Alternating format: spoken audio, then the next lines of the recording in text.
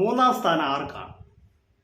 അർജുനോ, ജാസ്മിനോ? കൂടുതൽ അറിയാൻ നിങ്ങൾ എൻ്റെ ചാനൽ ഒന്ന് സബ്സ്ക്രൈബ് ചെയ്യുക. അപ്പോൾ നമുക്ക് നമ്മുടെ കാര്യത്തിലേക്ക് കിടക്കാം. മൂന്നാം സ്ഥാനത്ത് എത്തിയിരിക്കുന്ന മത്സരാർത്ഥി ആരാന്ന് ചോദിച്ചാൽ ജാസ്മിൻ ജാഫറാണ്.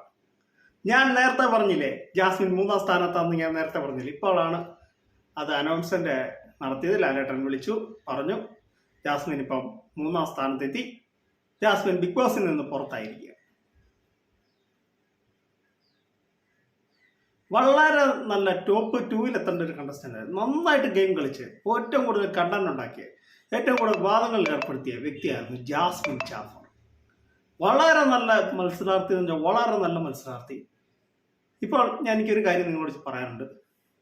ഈ ഒരു ടോപ്പ് 2 അല്ലെ ടോപ്പ് 3 ഈ വന്നതിൽ കുറച്ച് മാറ്റമുണ്ടായി. നമ്മളെല്ലാവരും പ്രതീക്ഷിച്ചാണ് ടോപ്പ് 2-ൽ ജാസ്മിൻ എത്തുമെന്ന്.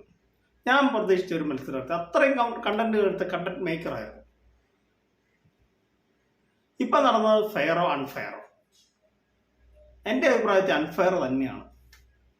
അത്രയും നല്ല മത്സരാർത്ഥി, അത്രയും നല്ല കണ്ടന്റ് ചെയ്യുന്ന മത്സരാർത്ഥി ടോപ്പ് 2-ൽ വരണമായിരുന്നു എന്നാണ് എൻ്റെ ഒരു ഇത്. പിന്നെ എല്ലാം ബിഗ് ബോസിൻ്റെ മയങ്ങളല്ലേ, നമുക്ക് പ്രവചിക്കാനേ പറ്റത്തില്ല.